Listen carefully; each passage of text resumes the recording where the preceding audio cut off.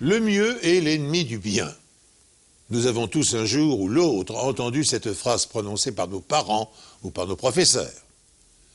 Elle signifie que lorsque nous accomplissons une tâche consciencieusement, il est plus sage de nous contenter du résultat obtenu plutôt que d'essayer de l'améliorer encore et encore au point de finir par tout gâcher.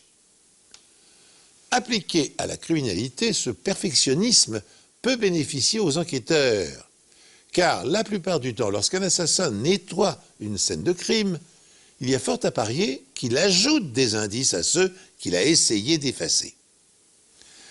L'histoire que je vais vous raconter maintenant illustre parfaitement ce paradoxe. 8 mois après leur mariage, Brian et Beverly Moak s'installent dans la maison de leurs rêves, à la campagne, dans l'État de Washington. Elle l'aimait tellement. Et lui aussi, il l'aimait. Ça se voyait dans leurs yeux. Brian, 30 ans, travaille dans une entreprise de climatisation. Beverly, 28 ans, est secrétaire chez un concessionnaire automobile. C'est une passion mutuelle pour le sport qui les a réunis. Ils pratiquaient les mêmes sports qu'elle et ils adoraient comparer leurs cicatrices. Et moi, je me suis fait celle-ci comme ça et celle-là comme ci. Ils allaient très bien ensemble.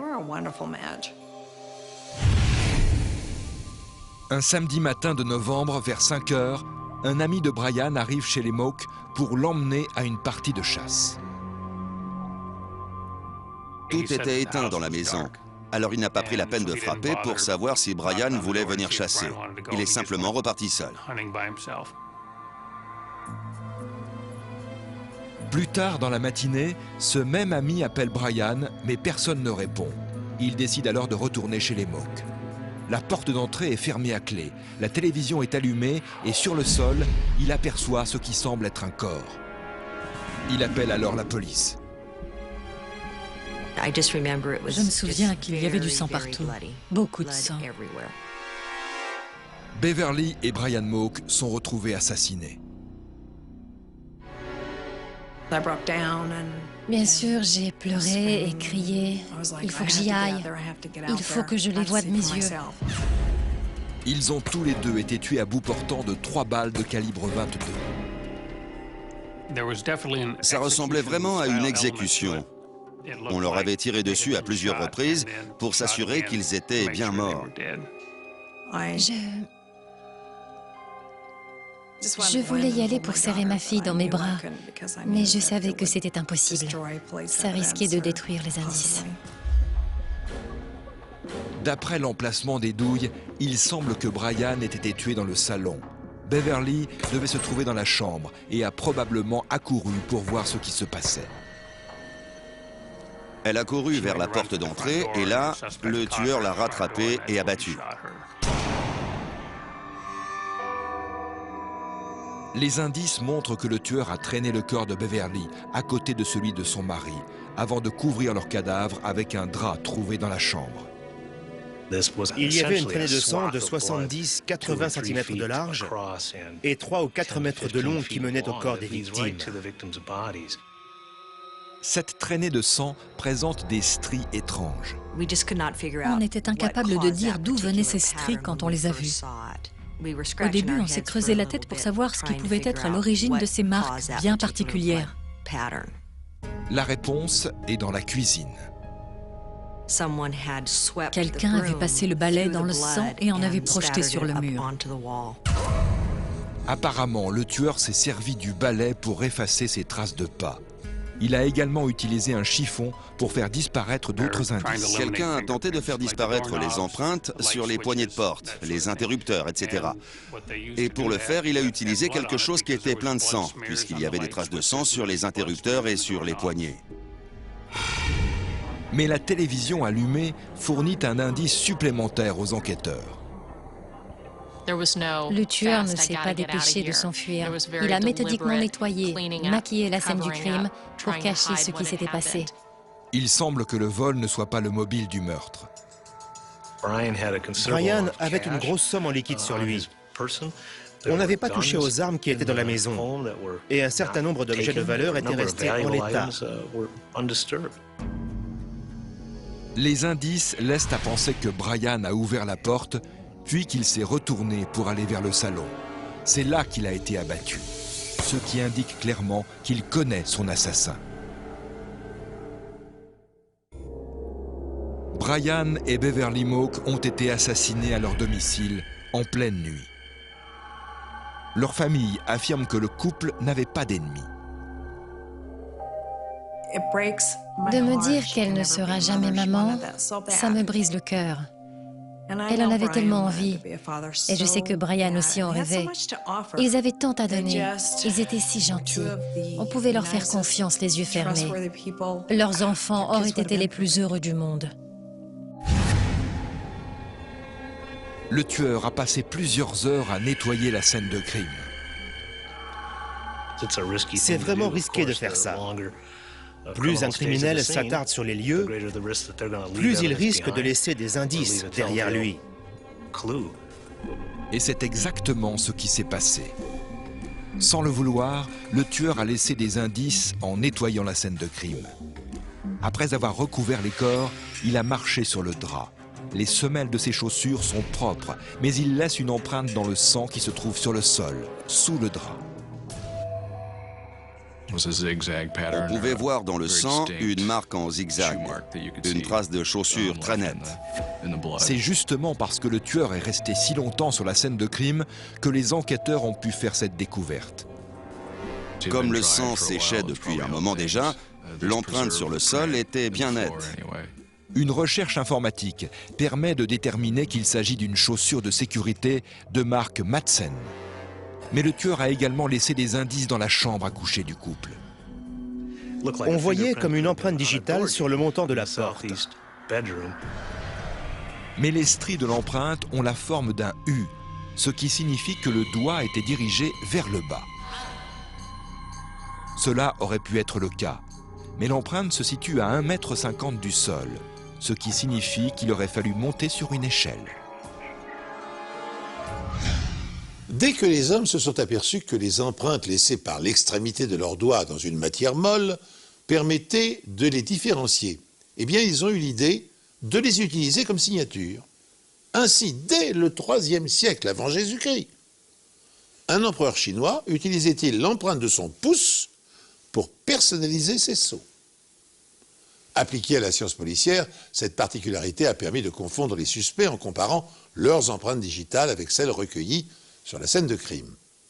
Au début du XXe siècle, Scotland Yard constitue un premier fichier d'empreintes et 5 ans après sa création, il compte déjà 80 000 traces papillaires.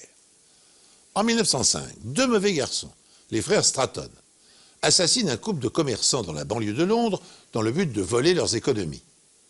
Sur le dessus du coffre-fort vide, les policiers découvrent une empreinte. Elle correspond à celle de l'un des frères. Arrêtés, ils seront les premiers condamnés à mort sur la base d'une empreinte digitale. Mais, si vous le voulez bien, revenons-en à notre affaire. L'assassin de Brian et Beverly Moak a pris grand soin de nettoyer la scène de crime. Il a même consacré plusieurs heures au risque d'éveiller les soupçons des voisins. Néanmoins, sa méticulosité n'est pas suffisante. Il a oublié d'effacer une empreinte sur le montant d'une porte.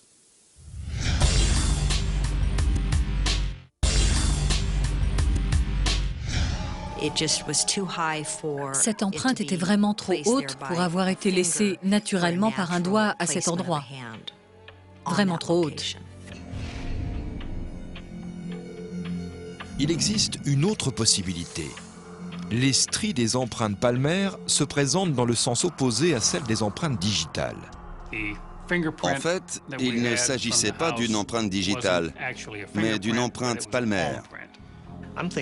Je pense qu'il a laissé cette empreinte sur le montant de la porte parce qu'il s'est appuyé dessus pour nettoyer quelque chose en hauteur, avec une serviette en papier par exemple. Et il n'a pas réalisé que sa main était pleine de sang et qu'il en laissait sur le montant. Les forces de l'ordre ont accès à une base de données spécifique pour les empreintes palmaires. Malheureusement, celle-ci n'y figure pas. Les enquêteurs interrogent alors les quelques voisins du couple. Daniel et Jennifer Tavares, un couple vivant de l'autre côté de la rue, affirment avoir entendu des coups de feu aux alentours de 7 heures du matin. Mais sur le moment, ils ont cru que c'était des chasseurs. Daniel s'est alors levé pour regarder par la fenêtre de sa chambre qui se situe en face de la maison des Moak. Et il a aperçu un pick-up rouge qui sortait de leur allée. Il y avait un passager, mais il ne l'a pas bien vu. Par contre, il a décrit le conducteur de façon assez détaillée. Un homme blanc d'environ 1,90 m, 105 à 110 kg, avec des cheveux longs ramassés en queue de cheval. Le pick-up a fait demi-tour et est parti à vive allure. Ni la famille, ni les voisins ne connaissent une personne correspondant à la description. La police vérifie les centaines de pick-up rouges que compte le comté de Pierce. C'est alors que la mère de Beverly signale un autre suspect potentiel. Je sais qu'elle avait peur d'un homme que Brian avait amené chez eux. Et je crois qu'elle lui en avait parlé. Il s'agit de Jeremy Flynn, 21 ans, qui vit quelques maisons plus loin. C'était un délinquant juvénile suspecté de plusieurs délits, notamment un cambriolage et un vol, me semble-t-il. Des témoins ont aperçu Jeremy à une fête organisée chez les Moak environ 6 semaines avant leur assassinat. Flynn était complètement saoul et très agressif. Au bout d'un moment, Brian lui a demandé de partir. Une dispute a éclaté et ils ont failli en venir au mort. Beverly a été très marquée par ce qui s'était passé à cette fête. Et après ça, elle avait peur de ce type. Elle avait peur de ce jeune homme. Elle ne voulait pas rester seule à la maison quand son mari partait. Le lendemain de la fête, les Moak découvrent que des objets ont disparu et ils accusent Jeremy. Une arme de poing appartenant à Brian avait été volée, ainsi que le portable de Beverly, ou tout du moins un de leurs portables, me semble-t-il. Je me suis dit qu'il était peut-être assez en colère contre eux pour leur faire du mal. Mais il ne s'agit pas d'un calibre 22, comme l'arme utilisée pour le meurtre. De plus, Jeremy ne possède pas de pick-up rouge. Et il a un alibi que 3 personnes peuvent confirmer. Il était pratiquement lavé de tout soupçon dans cette affaire. La police se tourne donc à nouveau vers le seul témoin oculaire. Sauf que cette fois, il donne une version des faits légèrement différente.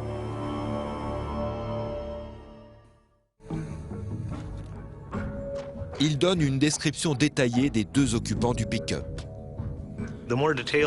Plus un témoin est capable de fournir des détails sur des personnes présentes sur la scène de crime, mieux c'est. Par expérience, les policiers prennent en compte avec la plus grande prudence les témoignages oculaires, car la plupart du temps, ils s'avèrent peu fiables, voire fantaisistes. Il y a de nombreuses années, lorsque je produisais avec Jacques Roulard La Caméra Invisible, nous avions imaginé un sketch basé sur l'observation, ou plutôt sur le manque d'observation de l'homme de la rue. Un comédien, visiblement perdu, demandait son chemin à ceux qu'il rencontrait. Alors, tandis que le passant pris au hasard lui fournissait des renseignements, 2 ouvriers portant une planche traversaient leur champ visuel. Profitant de cet obstacle qui le dissimulait quelques secondes à la vue de son interlocuteur, le comédien s'éclipsait et cédait sa place à un comparse dont le physique était à l'opposé du sien. Eh bien, 7 fois sur 10, l'homme de la rue ne s'apercevait pas du changement et continuait imperturbablement de donner des explications. Cette expérience montrait bien le peu d'attention que nous portons généralement à ce qui nous entoure. Et conscient de la faiblesse des témoignages, les policiers s'étonnent que Daniel Tavares, le voisin du couple assassiné, puisse fournir autant de détails sur les 2 hommes qu'il prétend avoir vus s'enfuir au volant d'un pick-up rouge. D'autant qu'ils se trouvaient à une distance de 150 mètres du lieu du crime et que la nuit était déjà tombée. Il a décrit ces hommes en détail, leur coiffure. Il a même pu dire que l'un d'entre eux avait une barbe de plusieurs jours. Il a donné la couleur de leur chemise et même le genre de chaussures qu'ils portaient. Il a même dit que l'un d'entre eux avait le visage grêlé. Lorsque les enquêteurs font une recherche sur le passé de Daniel Tavares, Ce qu'ils découvrent les laisse bouche bée. Tavares a purgé une peine de 16 ans de prison pour homicide et a été libéré il y a 4 mois. Daniel Tavares était le pire prisonnier qui soit, sur tous les plans. Il cherchait la bagarre, il était agressif avec les gardiens. Et pourtant, il a été libéré pour bonne conduite. Daniel a rencontré sa femme, Jennifer Freitas, alors qu'il était encore en prison, grâce à un site où les prisonniers passent des annonces dans l'espoir de trouver des correspondants.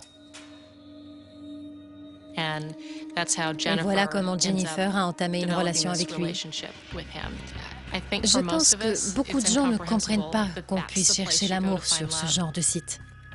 Ils communiquent par email, mais ne se rencontrent pas avant la libération de Daniel Tavares. Dès qu'il est sorti, il a pris l'avion pour se rendre dans l'État de Washington. Quand on a su ça, on n'en revenait pas. Tavares enfreint les termes de sa libération conditionnelle en quittant le Massachusetts pour aller se marier avec Jennifer dans l'État de Washington. Malheureusement, la police de Washington n'a pas autorité pour l'arrêter. Je crois que le mandat se limitait aux États limitrophes du Massachusetts ou de la Nouvelle-Angleterre. Il y avait donc un mandat, mais il était limité à une petite zone géographique. La police de l'État de Washington obtient les empreintes digitales de Tavares par le biais de la police du Massachusetts. Mais ce qu'il faut aux enquêteurs, ce sont surtout ces empreintes palmaires. Les enquêteurs souhaitent donc le faire venir au commissariat et le pousser à fournir de lui-même ses empreintes digitales et palmaires. Heureusement pour eux, Tavares ignore encore qu'il est suspecté. Il se montrait très coopératif. Il se mettait en quatre pour nous aider. Il pensait qu'on croyait à son histoire. Les enquêteurs ont l'intention de lui demander son aide pour établir un portrait robot des tueurs. J'ai pensé qu'il serait plus simple et plus prudent de lui faire croire qu'il venait de son plein gré pour parler avec un dessinateur. Tandis que Daniel Tavares pénètre dans le commissariat, l'inspecteur Jason Tate arrive au même moment et le suit à l'intérieur du bâtiment. Il vient juste de pleuvoir et Tavares laisse des traces de chaussures sur le sol du hall d'entrée. En les regardant d'un peu plus près, l'inspecteur Tate croit les reconnaître. Il fallait que je trouve quelqu'un pour les relever avant qu'elles ne sèchent et ne disparaissent.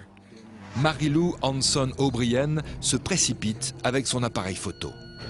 Il a laissé son empreinte sur une surface rugueuse. Il est donc impossible de faire une comparaison en détail. Mais elle est cependant bien nette et très caractéristique. Même si on ne voyait pas bien les détails, la forme de l'empreinte était très caractéristique. Mais s'agit-il bien de la chaussure qui a laissé une empreinte sur la scène de crime? En général, les criminels ne sont pas malins. J'en ai vu plus d'un faire des choses complètement stupides. Daniel Tavares est le principal suspect dans le meurtre de ses voisins, Brian et Beverly Moak. Mais les enquêteurs n'ont aucune idée du mobile du crime. J'ai interrogé un barman qui avait servi Tavares cette nuit-là. Et il a décrit quelqu'un de sûr de lui et d'arrogant, qui avait l'air de chercher la bagarre. Daniel Tavares se rend au commissariat sans savoir qu'il est suspecté. Il pense être là pour fournir une description des assassins. Il ne savait pas du tout pourquoi il était là. Il croyait qu'il allait parler à un dessinateur. Il ne se doutait pas du tout qu'on le soupçonnait. Tavares reconnaît avoir rendu visite plusieurs fois au jeune couple.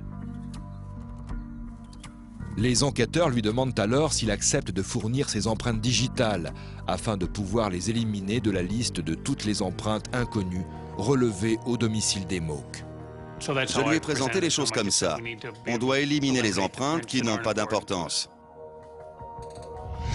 Daniel Tavares est devenu le principal suspect du double meurtre. Son lourd passé criminel, sa connaissance des victimes, l'empreinte de ses chaussures qui correspond à celle relevée sur la scène de crime. Tout semble l'incriminer. Mais pour que les policiers puissent procéder à son arrestation, il leur manque encore une preuve médico-légale irréfutable. La comparaison de son empreinte palmaire. ignorant qu'il est suspecté. Tavares se prête de bonne grâce à un interrogatoire. Sa naïveté ou son excès de confiance en soi le conduit à sa perte, car il comprend trop tard qu'un piège s'est refermé sur lui. Dans l'espoir d'obtenir des aveux, un policier évoque le premier meurtre dont il s'est rendu coupable et pour lequel il a purgé une peine de 16 ans de prison.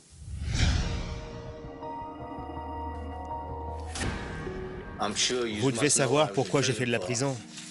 Je sais juste que c'est pour homicide. Comment ça s'est passé? Je l'ai poignardée. C'était une femme. Ah bon? Ouais. Quelqu'un de ma famille. Qui ça, exactement? Ma mère. Vous avez tué votre mère? Ouais. C'est pas vrai. Je lui ai dit, vous avez tué votre mère? J'étais abasourdi. En quelques minutes, les experts découvrent que l'empreinte palmaire de Daniel Tavares correspond à celle prélevée sur le montant de la porte. On a de quoi vous arrêter pour le meurtre de Brian et de Beverly. Quoi? Impossible, j'étais au lit. D'habitude, je ne fais pas ce genre de choses, mais je vais vous montrer quelque chose. Ceci est votre empreinte ensanglantée. Et nous l'avons retrouvée dans la maison. Et ça, ce sont les empreintes de vos chaussures, celles que vous portez en ce moment même. Lorsque j'ai vu l'empreinte, je n'arrivais pas à croire qu'il pouvait s'agir de la même. On était perplexes. On n'arrivait pas à croire que Tavares puisse être assez stupide pour porter les mêmes chaussures aux pieds. Confronté aux preuves médico-légales, Daniel Tavares avoue le meurtre. Il explique avoir fait un tatouage à Brian pour 50 $. Il déclare qu'il s'est rendu chez lui ce matin-là pour les récupérer. On a frappé? Je vais aller voir. Il est encore très tôt. Brian dort encore et il est furieux que Tavares vienne le réveiller. Les deux hommes se disputent. Tavares craque et tire 3 fois sur Brian, en pleine tête. Beverly entend les coups de feu et tente de s'échapper. Tavares lui tire dessus à 3 reprises. Puis il traîne son corps à côté de celui de son mari.